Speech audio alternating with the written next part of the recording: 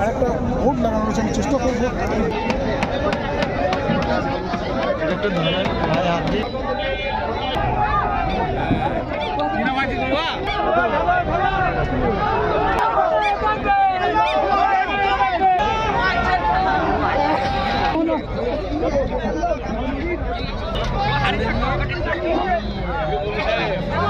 अस्सलामुअलैकुम चाचा।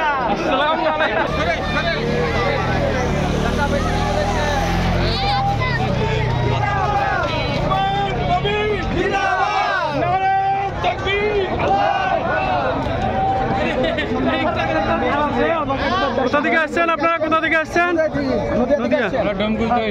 হ্যাঁ, আপনারা কোথা থেকে আসছেন? ডমকুল থেকে। কতজন আসছেন আপনারা?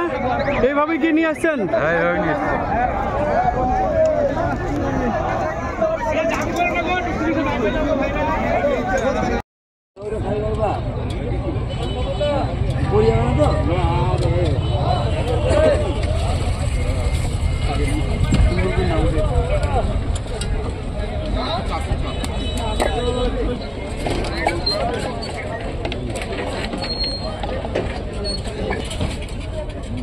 এখানে নামে দেন।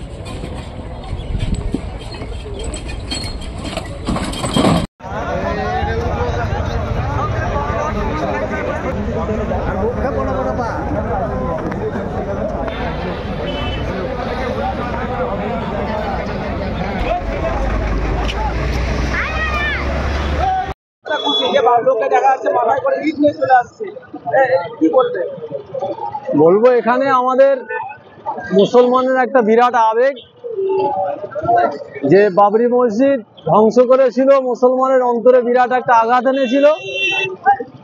সেই আঘাতকে মুছে দেওয়ার জন্য হুমায়ুন বাবু আজকে নিয়ত করেছিল, সেই নিয়তটা বাস্তবে রূপদান করার চেষ্টা করেছে। ইনশাআল্লাহ তাআলা আল্লাহ তাআলার তৌফিক হয়েছে, আল্লাহ রহম করেছেন। আমরা আল্লাহ পাকের উপরে, আল্লাহ পাকের দরবারে অসংখ্য প্রশংসা জ্ঞাপন করি এবং দোয়াও করি, হুমায়ুন বাবুর জন্য দোয়া করি আল্লাহ তাআলাকে হায়াত দারাজ করুক। এবং আমরা সবাই খুশি, যে এত খুশি যে খুশির কথা বলার মতো ভাষা আমাদের নাই। দল থেকে পরিষ্কার হওয়ার পরেও তিনি কিন্তু অটল ভাবে নিজের কথাকে মর্যাদা দিচ্ছেন, কি বলবেন?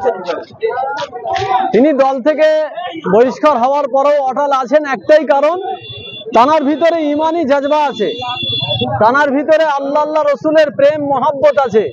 যেখানে আল্লাহ আল্লাহ রসুলের প্রেম মহাব্বত থাকে সেখানে তাম দুনিয়ার সম্পদ টান খায় না, তাম দুনিয়ার গদিও টান খাবে না।